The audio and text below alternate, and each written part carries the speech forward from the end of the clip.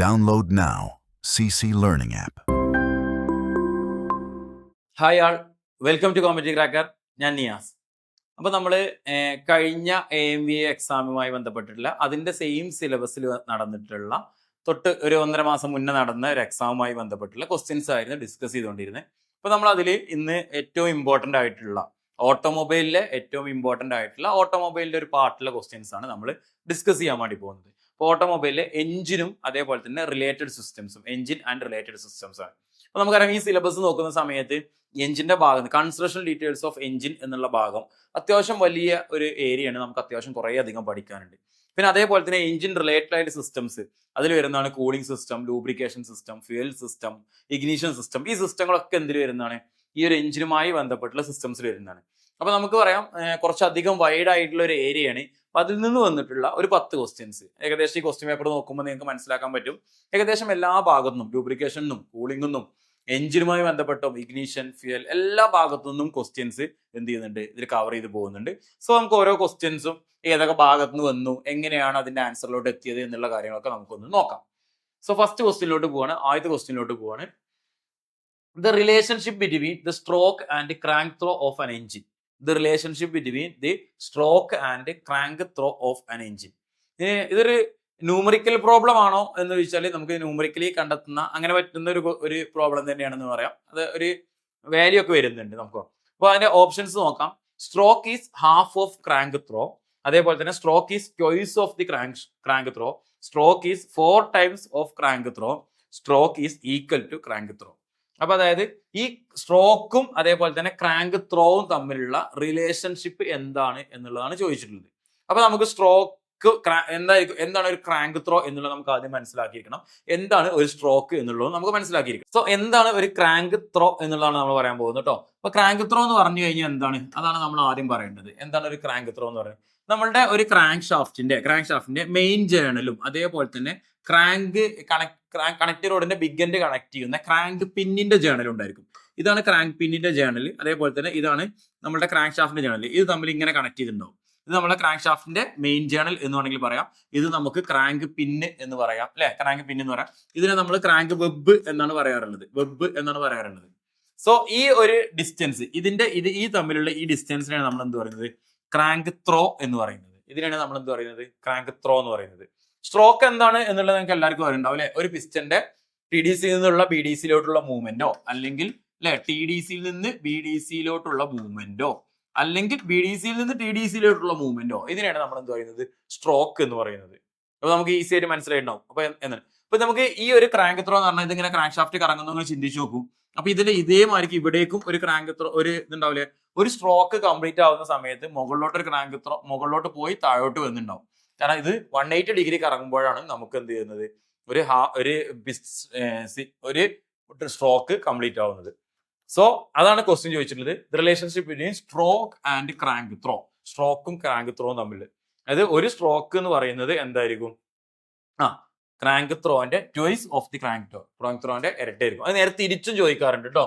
എന്താണ് തിരിച്ചു ചോദിക്കുകയാണെങ്കിൽ എങ്ങനെ വരും? നേരെ തിരിച്ചു ചോദിക്കും. ഒരു ക്രാങ്ക് ത്രോ എന്ന് പറയുന്നത് സ്ട്രോക്കിന്റെ എന്താണ് എന്നുള്ളത് ചോദിക്കും. സോ ഇതിലെന്ന് പറയുന്നത് ഓപ്ഷൻ ബി ആണ് നമുക്ക് വരിക. Stroke is twice of the crank throw, അല്ലെ? അതായത് നേരത്തെ വരച്ചത് തന്നെ നോക്കാം. ഇവിടുന്ന് ഇങ്ങോട്ടൊരു ഹാഫും ഇവിടുന്ന് ഇങ്ങോട്ടൊരു ഹാഫും, അല്ലെ? ഇത് അല്ല, ഒരു ഫുൾ. അപ്പൊ ഇതിന്റെ ഇരട്ടിയാണ് വരുന്നത്. ഇതാണ് മൊത്തം നമ്മളെ സ്ട്രോക്ക് ലെങ്ത് എന്ന് പറയുന്നത്. So stroke is twice of the crank throw. അതാണ് നമ്മുടെ ആൻസർ. ഓപ്ഷൻ ബി ആയിരിക്കും answer. Crank throw is the distance from the crank shaft center to the crank throw is the distance from the crank shaft center and the crank pin. Crank pin ന്റെ centre ആണ് കേട്ടോ. Centre ആണ് ഉദ്ദേശിക്കുന്നത്. The piston moves up and down twice the distance of one full rotation. So the stroke length is twice of the crank throw. Crank throw twice ആണ് എന്ത് പറയുന്നത്? Stroke length എന്ന് പറയുന്നത്. Then next അടുത്ത question നോക്കാം. Most turbochargers have a waste gate. It helps to. Mostly എല്ലാ turbo ചാർജേഴ്സിനും എന്തുണ്ടാവും? ഒരു വേസ്റ്റ് ഗേറ്റ് മെക്കാനിസം ഉണ്ടായിരിക്കും. It helps to cool the air fuel mixture, allow higher engine speed, produce over boost, prevent over boost. അപ്പൊ എന്തിനു വേണ്ടിയിട്ടാണ് എന്ത് ചെയ്യുന്നത്? ഒരു വേസ്റ്റ് ഗേറ്റ് നമ്മുടെ ടർബോ ചാർജറിൽ കൊടുത്തിരിക്കുന്നത് എന്നുള്ളതാണ് ക്വസ്റ്റ്യൻ. സോ ഓപ്ഷൻ ഡി ആണ് അല്ലെ അതിന്റെ ആൻസർ വരുന്നത്.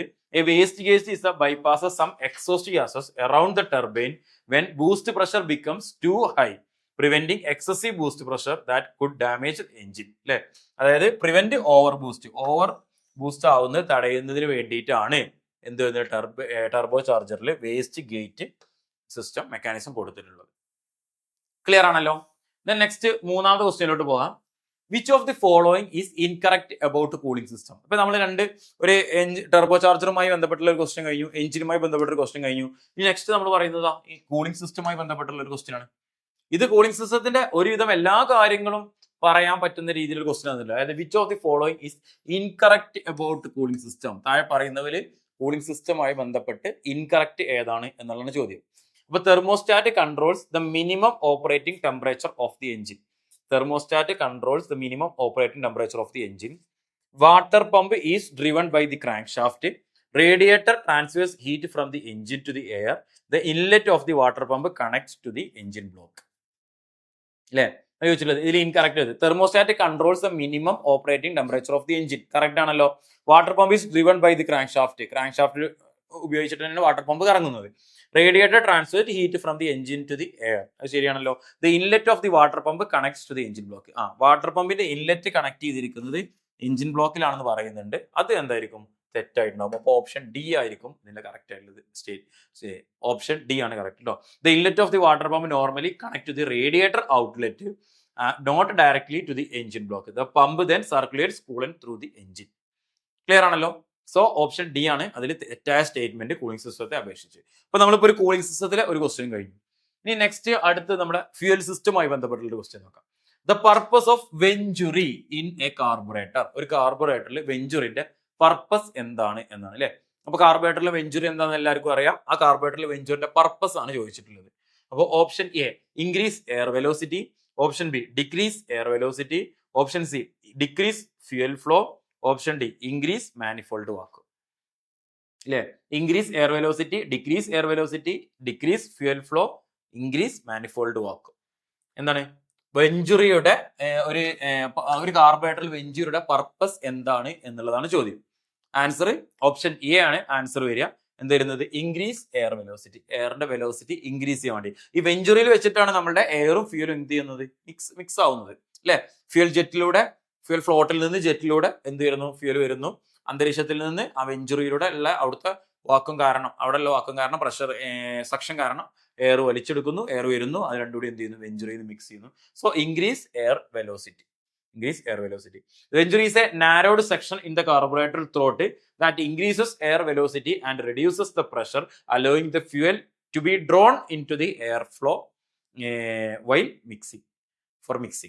മിക്സ് ചെയ്യാൻ ആവശ്യമായിട്ടുള്ള എയർ അവിടെ വെച്ചിട്ടാണ് മിക്സ് ആവുന്നത് അല്ലെ. അതാണ് നമ്മൾ നേരത്തെ പറഞ്ഞത്. അപ്പോൾ ഓപ്ഷൻ എ ആണ് അതിന്റെ കറക്റ്റ് ആൻസർ. എന്താണ് answer? Increase air velocity. Next ക്വസ്റ്റ്യനിലോട്ട് പോവാം. അഞ്ചാമത്തെ question. Which of the following statements are correct about thermosiphon cooling system? Which of the following statements are correct about thermosiphon cooling system? Cooling സിസ്റ്റമായി ബന്ധപ്പെട്ടിട്ടുള്ള അടുത്ത question. Cooling സിസ്റ്റത്തിൽ രണ്ട് cooling system ഉണ്ട് അല്ലെ. നമ്മൾ air cooling, water cooling, air cooling അല്ലെങ്കിൽ liquid cooling എന്ന് പറയാറുണ്ട്. ലിക്വിഡ് കൂളിംഗ് തന്നെ രണ്ട് രീതിയിൽ നമ്മൾ തരംതിരിച്ചിട്ടുണ്ട്. ഏതാണ്? തെർമോസൈഫൺ കൂളിംഗ് സിസ്റ്റവും പമ്പ് സർക്കുലേഷൻ കൂളിംഗ് സിസ്റ്റവും. അപ്പൊ തെർമോസൈഫൺ കൂളിംഗ് സിസ്റ്റമായി ബന്ധപ്പെട്ടുള്ള ഒരു ക്വസ്റ്റ്യൻ ആണ്.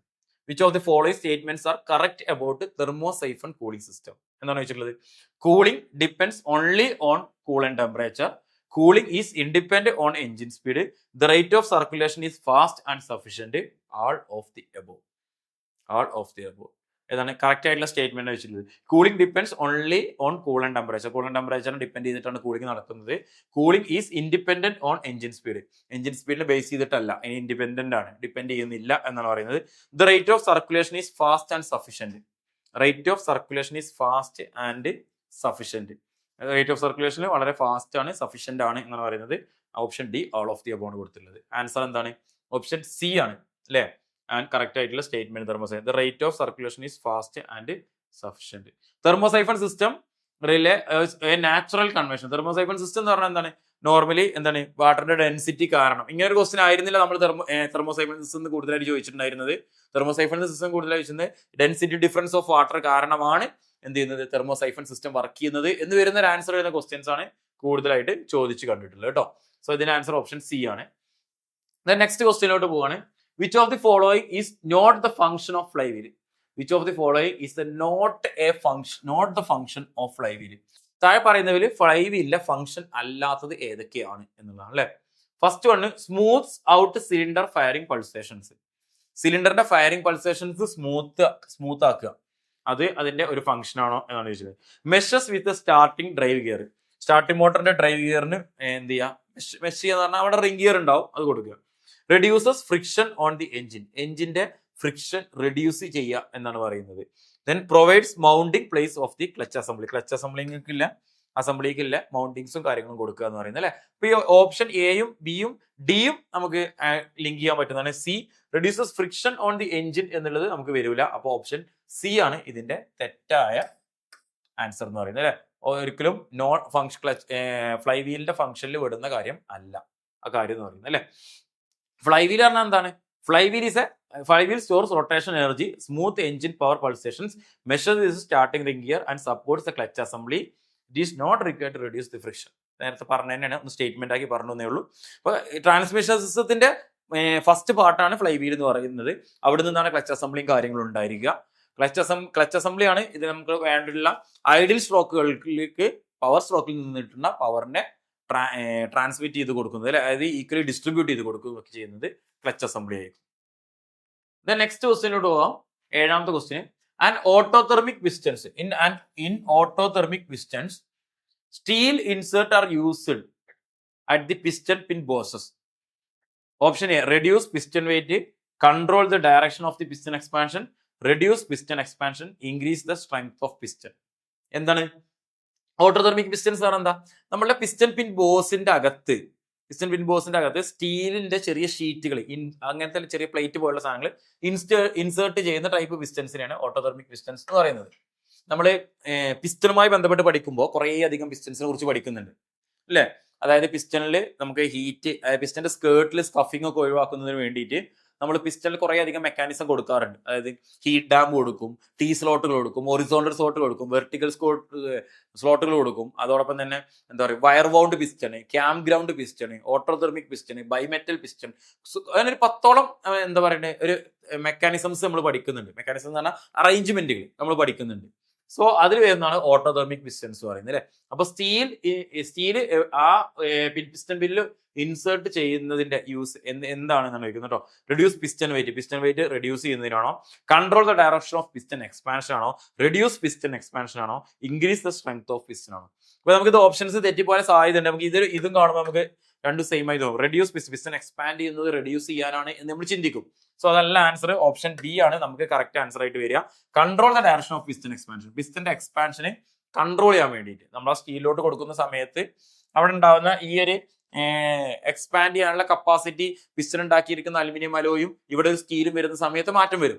സോ ആ കൺട്രോൾ ചെയ്യാൻ വേണ്ടി പിസ്റ്റൺ പിൻ ബോസിന്റെ അകത്ത് എങ്ങോട്ട് നമ്മൾ എന്ത് ചെയ്യണം, ഇത് എക്സ്പാൻഡ് ചെയ്യണം എന്നത് കൺട്രോൾ ചെയ്യാൻ വേണ്ടിയിട്ടാണ് കേട്ടോ. സോ ഓപ്ഷൻ ബി ആണ് ഇതിന്റെ ആൻസർ ആയി. Control the direction of the piston expansion. B ആണ് ആൻസർ ആയിട്ട് വരുന്നത്. നെക്സ്റ്റ് ക്വസ്റ്റ്യനിലോട്ട് പോകാം. അതിന് മുന്നോടിയായിട്ട് നിങ്ങളൊരു പുതിയ AMV എക്സാമിന് വേണ്ടിയിട്ട് പ്രിപ്പയർ ചെയ്യുന്ന ആളുകളാണെന്നുണ്ടെങ്കിൽ നിങ്ങൾക്ക് പഠിക്കാൻ വേണ്ടിയിട്ട് CCയിൽ AMVയുടെ പുതിയ ബാച്ച് സ്റ്റാർട്ട് ചെയ്തിട്ടുണ്ട്. ബാച്ചിന്റെ ഡീറ്റെയിൽസ് കാര്യങ്ങൾ അറിയാൻ വേണ്ടിയിട്ട് നിങ്ങൾക്ക് സ്ക്രീനിൽ കാണുന്ന നമ്പറിൽ കോൺടാക്ട് ചെയ്യാവുന്നതാണ്. അപ്പോൾ നിങ്ങൾ ഇതുവരെ പഠിച്ചു തുടങ്ങിയിട്ടില്ലെങ്കിൽ ഇന്ന് തന്നെ ബാച്ചിൽ ജോയിൻ ചെയ്തിട്ട് നിങ്ങൾ എന്ത് ചെയ്യാം, പഠിച്ചു തുടങ്ങാം. നെക്സ്റ്റ് ക്വസ്റ്റ്യനിലോട്ട് പോകാം. എട്ടാമത്തെ ക്വസ്റ്റ്യന് ഒരു ന്യൂമറിക്കൽ ക്വസ്റ്റ്യൻ ആണെന്ന് പറയാം, പക്ഷെ ന്യൂമറിക്കലി ചെയ്യേണ്ട ഒരു ആവശ്യമൊന്നും വരുന്നില്ല. നമുക്ക് എന്ത് ചെയ്യാൻ പറ്റും, പെട്ടെന്ന് കണ്ടെത്താൻ പറ്റും. A 4-stroke engine is running at 1500 RPM, 1500 RPM. How many times in a minute does each valve open and close?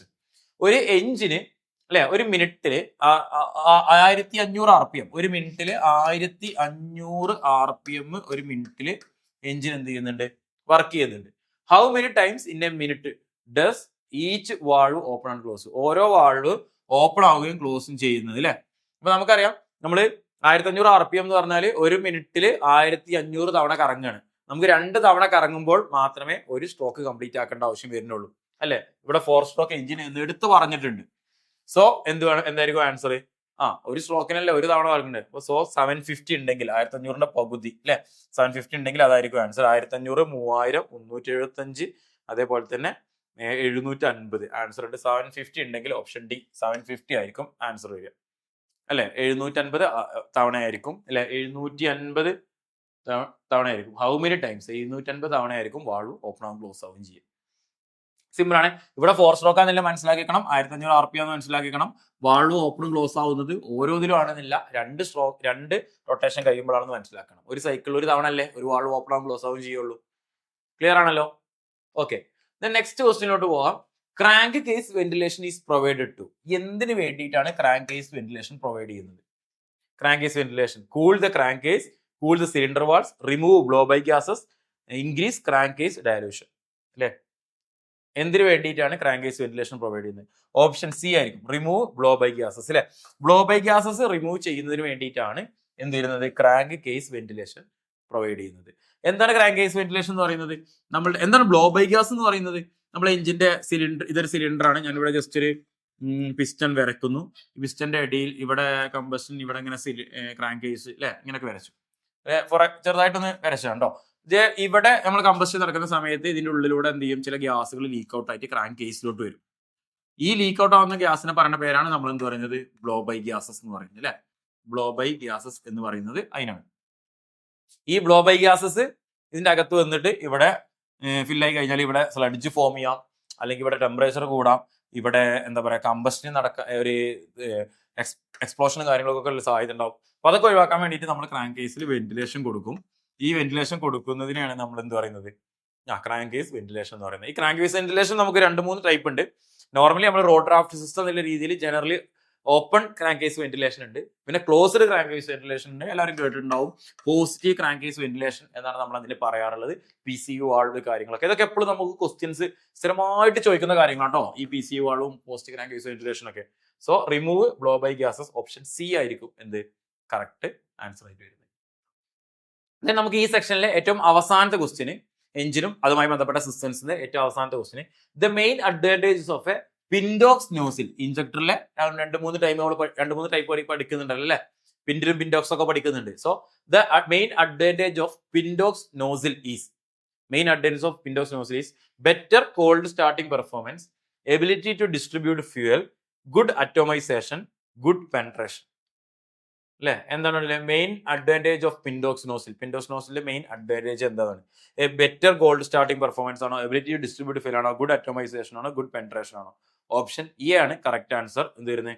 Better cold starting performance. അത് നമ്മൾ പിൻഡിലും പിൻഡോക്സ് ഒക്കെ നമുക്കൊരു ഫിഗർ കണ്ടു കഴിഞ്ഞാൽ നമുക്ക് കൃത്യമായിട്ട് മനസ്സിലാക്കാൻ പറ്റും. അതിന്റെ ത്രെഡും ലെങ്ത്തും അല്ലെ റീച്ചും കാര്യങ്ങളൊക്കെ നമുക്ക് മനസ്സിലാക്കാൻ പറ്റും. Pintaux nozzle provides an auxiliary small spray that improves fuel ignition during cold starting conditions, helping diesel engines to start more easily. Cold സ്റ്റാർട്ടിങ്ങിൽ നമ്മളെ സഹായിക്കാൻ വേണ്ടിയിട്ട് ഒരു എക്സ്ട്രാ ഒരു ജെറ്റ് കൊടുത്തിട്ട് അല്ലേ സ്പ്രേ കൊടുക്കുന്നു, അതിനെയാണ് നമ്മൾ പിൻഡോക്സ് നോസിൽസ് എന്ന് പറയുന്നത്. സോ നമ്മൾ ഇപ്പോൾ ഇന്ന് ഡിസ്കസ് ചെയ്തതെന്ന് പറഞ്ഞു കഴിഞ്ഞാൽ നമ്മളുടെ കഴിഞ്ഞ AMVA സിലബസ് പ്രകാരം നടന്നിട്ടുള്ള ഒരു എക്സാമുമായി ബന്ധപ്പെട്ടിട്ടുള്ള ഓട്ടോമൊബൈലിലെ എഞ്ചിൻ ആൻഡ് സിസ്റ്റംസിൽ ഭാഗത്ത് വരുന്ന ഏതാനും 10 ക്വസ്റ്റ്യൻസ് ആണ്. അപ്പൊ നിങ്ങൾക്ക് ക്വസ്റ്റ്യൻസ് ഒക്കെ ക്ലിയർ ആയിട്ടുണ്ടാവും വിചാരിക്കുന്നു. എഞ്ചിനുമായി റിലേറ്റ് ചെയ്തിട്ടുള്ള ക്വസ്റ്റ്യൻസ് ആണ്. എഞ്ചിനും lubrication system, cooling system, fuel system എല്ലാം തന്നെ അതിലെന്ത് ഉൾപ്പെട്ടിട്ടുണ്ട്. അപ്പോൾ നിങ്ങൾക്ക് അടുത്തൊരു AMVA എക്സാമിന് വേണ്ടിയിട്ട് നിങ്ങൾക്കും പ്രിപ്പയർ ചെയ്യാം. CCയുടെ ആപ്പ് അവൈലബിൾ ആണ്, നിങ്ങൾക്ക് ഡൗൺലോഡ് ചെയ്യാം. ഡൗൺലോഡ് ചെയ്തിട്ട് ആപ്പിൽ ജോയിൻ ചെയ്തിട്ട് നിങ്ങൾക്ക് പഠിച്ചു തുടങ്ങാം. അപ്പോൾ നിങ്ങൾ വീഡിയോ ആദ്യമായിട്ടാണ് കാണുന്നതെന്നുണ്ടെങ്കിൽ വീഡിയോ ഇഷ്ടമായാൽ ലൈക്ക് ചെയ്യുക. ചാനൽ ആദ്യമായിട്ടാണ് കാണുന്നതെന്നുണ്ടെങ്കിൽ ചാനൽ സബ്സ്ക്രൈബ് ചെയ്യുക. വീഡിയോ നിങ്ങളുടെ കൂട്ടുകാരിലേക്കും ഷെയർ ചെയ്തെത്തിക്കുക. നിങ്ങളുടെ വിലയേറിയ അഭിപ്രായങ്ങൾ നിങ്ങൾ കമന്റ് ആയിട്ട് രേഖപ്പെടുത്തുക. അപ്പോൾ ഇതേപോലെ മറ്റൊരു വീഡിയോ ആയിട്ട് നമുക്ക് വീണ്ടും കാണാം. Okay, thank you. Download now. CC Learning app.